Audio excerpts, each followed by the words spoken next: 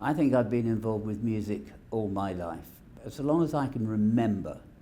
Don't forget, and I don't mind telling you, I was born in 1939, which was just at the beginning and the start of the Second World War.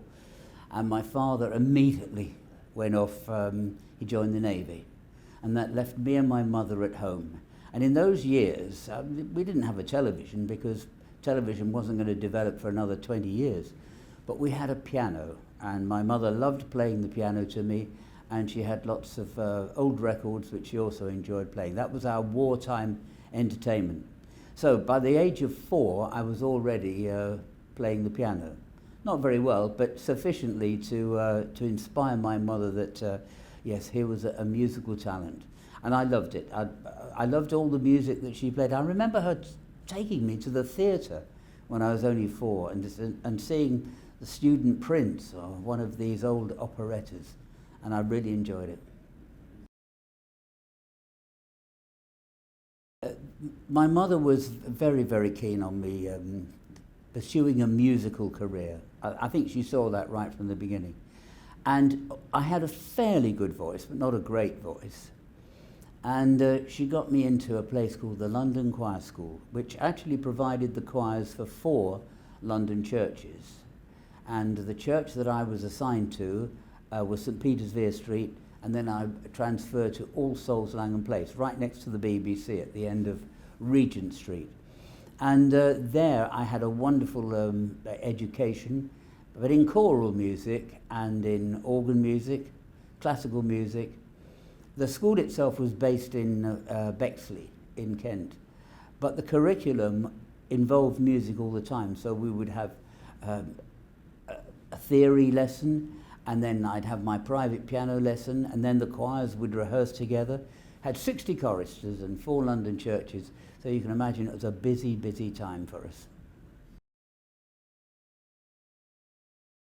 The proudest moment of my career was standing in Times Square a couple of years ago in the middle of 2013, knowing that I was going to be inducted into the American Songwriters Hall of Fame, and I would receive the statuette to say that I was one of those honoured people with some big names there, like Burt Bacharach, Hal David, Jim Webb, wonderful, wonderful songwriters, and that was my moment. And it was all because of Downtown.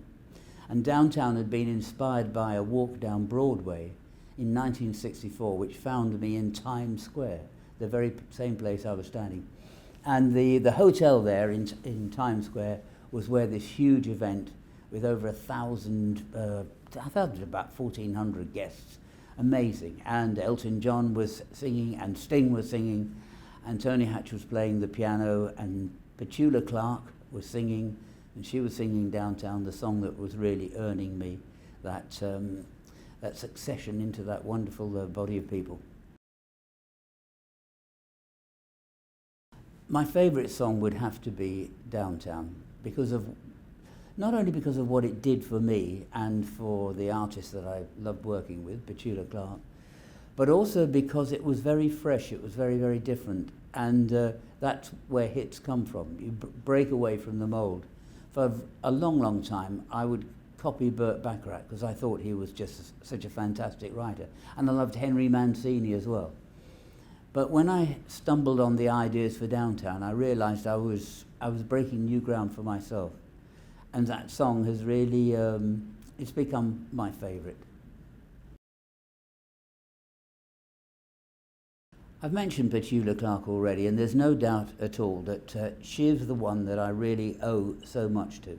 I enjoyed working with her because A, she is a fantastic singer, great stylist, she is a joy to work with. But more than that, she was the one that saw the germ of an idea when I first played her the tune of Downtown, and it had no words apart from where the title falls. And she was the one that, because I didn't have any other songs to play her at the time, it had been a disastrous session, us meeting, and she said, after I'd played her some other songs she didn't like, she said, haven't you got anything you're working on yourself? And I said, well, I've got this little idea. And I hate actually playing unfinished songs to anybody. You know, I like the whole thing to be complete. Anyway, I played her this germ of an idea, and she said, that's going to be wonderful. If you can get a really good lyric on that, we'll make that the main title on the session. And I went out of that meeting thinking, what have I just committed to?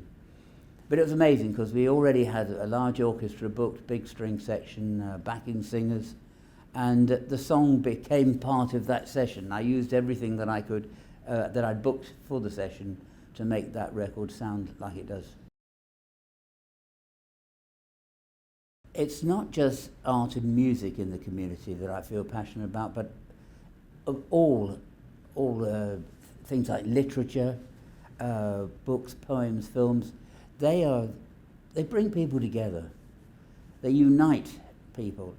And it's wonderful to think that you go to the Royal Albert Hall, you know, and you can have 5,000 people there, and they all come from different backgrounds, but they are focused on one thing, their appreciation and their love of the music that they're listening to. And I'm so keen that musical education is available to as many people as possible, because with so much recorded music, I dread the day when there aren't any live musicians, because we haven't been encouraging, we haven't been making those musicians and giving them the opportunities and the encouragement that they need. I think it's desperately important for the world that we follow our passions and follow the musical interests. If anybody ever asked me what advice I would give to any young person who is keen to pursue a career in music, and all I could say was, if you're really keen, then grab every and any opportunity that comes your way. Don't poo-poo the idea of somebody says, here's a euphonium, let's try and teach you to play it. Get in there, get involved, and you might then move on to being, you know, pick up an instrument that you really enjoy, if you don't enjoy playing the euphonium. But grab all the opportunities, because when people are putting together orchestras, I always notice that you get a terrible imbalance sometimes. You know, you get too many trombones and not enough trumpets. And I think that if somebody says, look, move from one instrument to another, you'll enjoy it, then provided the instrument is there for you to play, then do it. You know, don't say, well, that's not really my instrument. I think the more instruments that one can try and experiment with, then the better it's going to be. Because basically the principles are very, very narrow. A clarinet is the same reed as a saxophone, and a bassoon has a double reed, so does an oboe. Violins, violas, cellos, double basses all use the same kind of thing, a string stretched and a bow that passes over it. So, you know, you learn to play the violin, but somebody says to you, you know, it'd be lovely, try the cello, you really would have. Then pick it up and do it.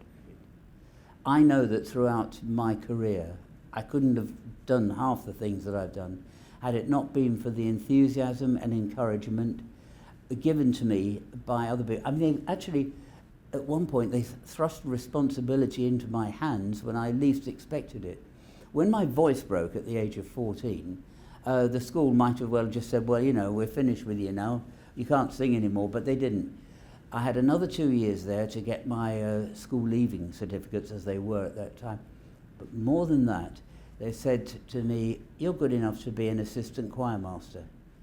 And there was this 14-year-old rehearsing the young boys as they came in, the choristers, and conducting and writing music for them and doing choral arrangements. But most of all, I really enjoyed teaching them and passing on what I'd learned. Even though I think I've said before, I was not one of the world's best singers, and there were better soloists in our group of boys. But I was the one that was the musician. I think it's great to be able to encourage music, especially with the youngsters. But whilst it's very easy to get a group of people together and find out who can sing, because all they're going to bring into the room is their voice, what I think needs a lot more support is musical instruments, because a good violin is not cheap, but still people have to learn to play it. And the only way they can learn to play it is to be able to pick up a bow, pick up a violin, and be taught. And so I think that is where important funding should be going.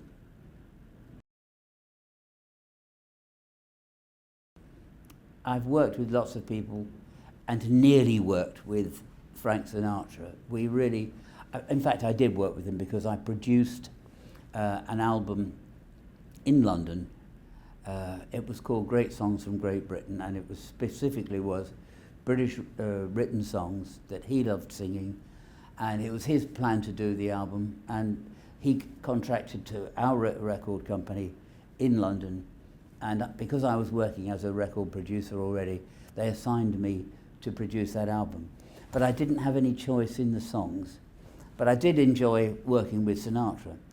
And a little bit later, I got a call from America from his attorney, who said, Frank would like you to write a whole album for him.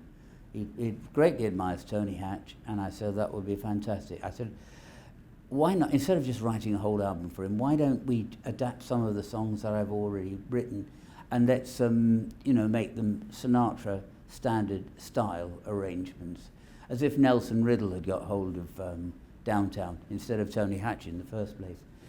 And we planned that, and the sessions were set up in London. Well, 3 times he cancelled. He cancels recording sessions like other people cancel lunch.